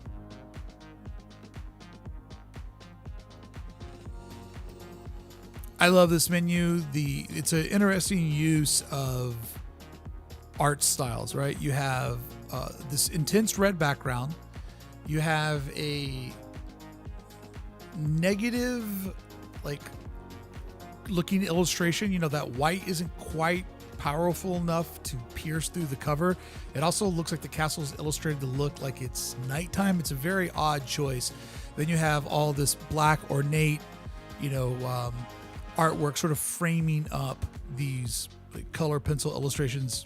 It's really a lot going on. It works, but it's probably something they had to just play with to get it to work. But everything else we've talked about in today's stream, you see a lot of layering on this child's menu that is sort of a lot of that coming together.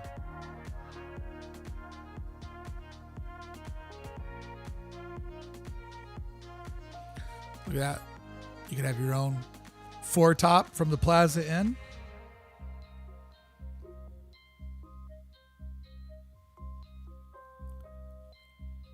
Popcorn bucket, TV tray, Disneyland knife. Could you imagine them be like, you can't bring that in here? And I'd be like, bullshit, I got this here. I'm taking it back to where I got it. I need to return it. I tried to cut somebody and it didn't work. God, that's great. What's a Disneyland knife go for? Hey, it's affordable.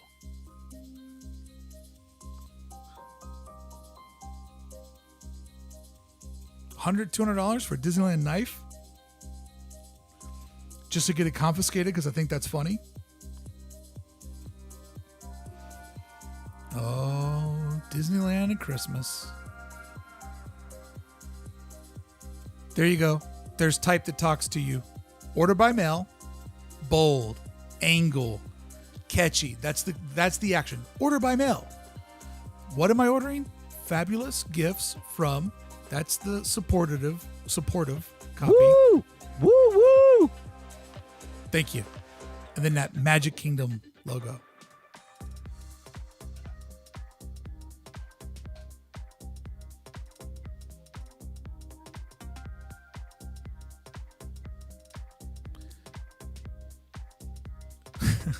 Bullshit, I bought it here. You can't bring that knife in here. Sir, I bought this knife from here 65 years ago. I need to return it. I need to get my 35 cents back. Look at that. Look at that castle illustration. Here's the power of one color, right? You're just going to literally let your paper, your card stock, your paper stock do all the lifting and create all of your line art. Glorious. Glorious. I'm telling you, because we now exist in a world where people have so many different colors around them, they feel compelled to use them. Simplification is the best way to make good design. And this will be our last page. This is 100. Page 100. This is where we cut off today. Oh, look at that tray. I'm a kid. You give me food. Hey, that's the illustration I was telling you about where they really thought they had a lot more land than what they did. I do love the idea, though, of a Main Street USA that is approachable on different sides.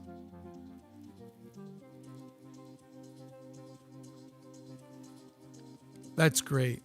That tray's great. You give me that tray, I'm not even talking during lunch. I'm just doing this. Wish I was there. What if I could walk around the backside of Main Street? What if there was more Main Street? What if there was really a circus tent behind Main Street? All right, we will leave it there. That's the first 100 pages. Let me know if you want to do the next 100 pages. Not opposed to it. I'm not even going to edit this up into smaller videos. If somebody cares about design in Disney, they can just cruise out the whole 2-hour live stream. That's why I use royalty-free music today, so I could create a safe space. Woo! Woo woo! Thank you so much. While I have you here, I want to remind you tomorrow from 2 to 10, the 13th of each month, I'm declaring Disneyland Day for my Club 1313. Woo, woo.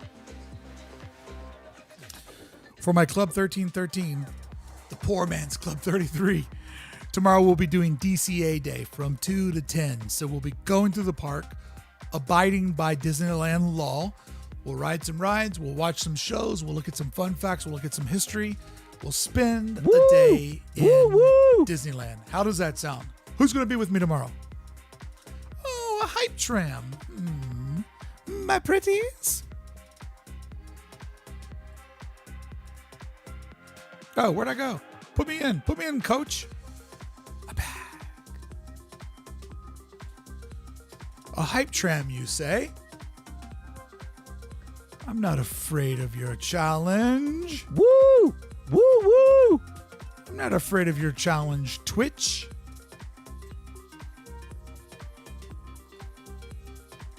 Woo!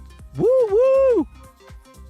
So there you go. We looked at 100 pages of Disneyland history, printed history. I gave you my opinions on why classic design. Oh, well, I'll stop. I got to thank some people here. Let me see here. Let me thank some people. Woo woo! Emelica just gifted out a sub. Appreciate that. I am Nerd Squared. I went back to download your PDF and it disappeared on me. But the iPhone kind of worked. It kind of worked. NorCal Mark, thank you so much. Chris Boblinski, thank you. Nada Barine, thank you. Appreciate it. 91%. To all who come to this happy place, welcome. Bricky Land is your land, full of idiots just like me.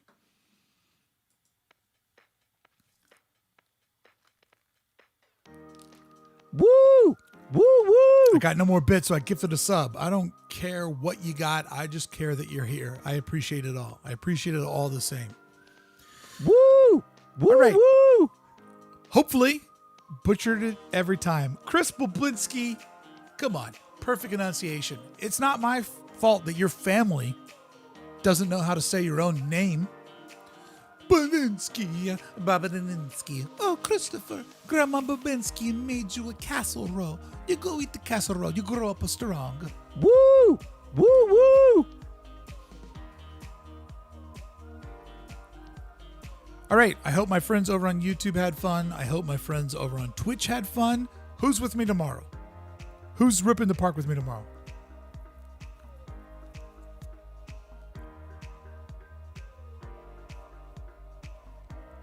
It's all good. I know it's good. I make the rules here. Chris. I'm going to do it for real. Woo woo! It's Bobinski. Got it.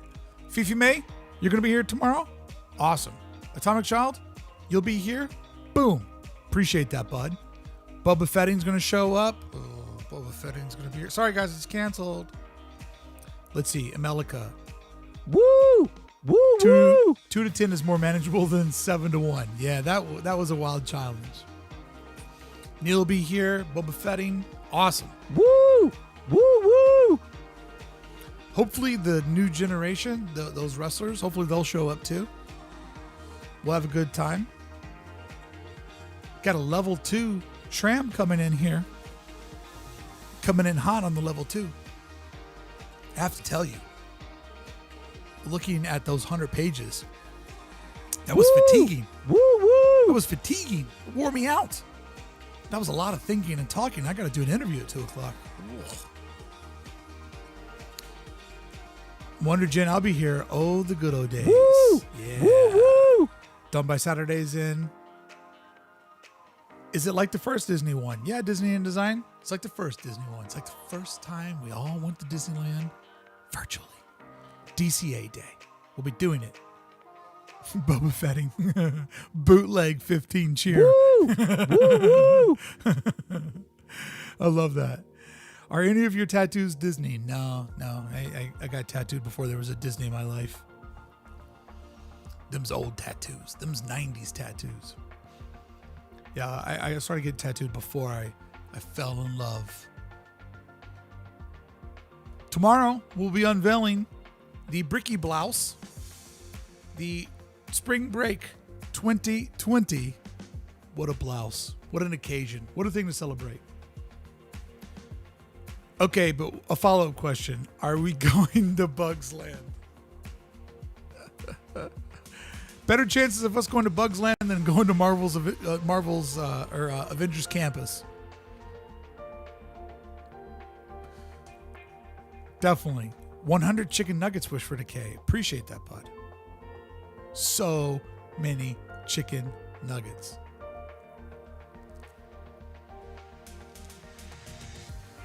I don't know, though. Maybe we'll get nostalgic and we'll take a romantic cruise on the choo-choo train. Did you guys love the choo-choo train? Oh, I'm so hungry.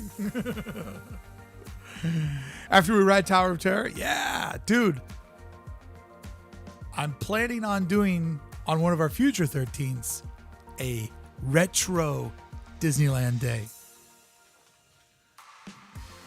Original versions of rides only. How's that sound? For one of our 1313 meetups. Not necessarily a time travel, but yes, maybe. Bobinski. Dapper Day? I mean, I'd be the only one that dresses up, so I'd be, if you want to see some Dapper Day, go watch Fresh Bake. He wears like Dapper Day costumes all the time in his news videos. Van Sparrow says Peter Pan ride is not crack cray. Spring break Dapper Day. Oh, I love it. I love it. 19 seconds. 30%. We're not going to make it. Did they make it? They never made it. 10, 9, 8, 7, 6, 5, 4, 3. Hype success. Level 1. We'll take a level 1. We'll take a level 1. Show me those emotes. Unlocked. Can I emote these? Boom, boom, boom. Troll. Sword. Clap. This guy. Santa? I love Santa. Woo! Woo woo! Boom. Oh, WMD. Tipping me my way out. Choo choo. Sorry, I don't have my laptop here. We're not going to be able to play the music. Oh, if you only bought those followers. I know, I should have bought the followers early. I really messed up this stream. It still can't see the parrot, right? Can see all that trash, but I can't see the parrot. All right, everybody. I will see you tomorrow at 2 o'clock. DCA Day. Club 1313 members only. Available over on YouTube. Available over on Twitch. We're going to crush some virtual Disneyland tomorrow. So wear your comfortable shoes because we got a lot of walking to do. Have a great afternoon. Thank you for showing up. Thank you, everybody who cheered over on Twitch. YouTube, no love today, but you showed up, and that's all that matters. See you guys real soon, and let me know. Do me a favor. I'm going to post this over on YouTube, the whole video. Let me know in the comments. Do you want to see me do the next 100 pages, or is 100 enough? I'll need you to tell me. The vote over on YouTube will decide if we do the next 100 pages. Bye, everybody. See you tomorrow. It's going to be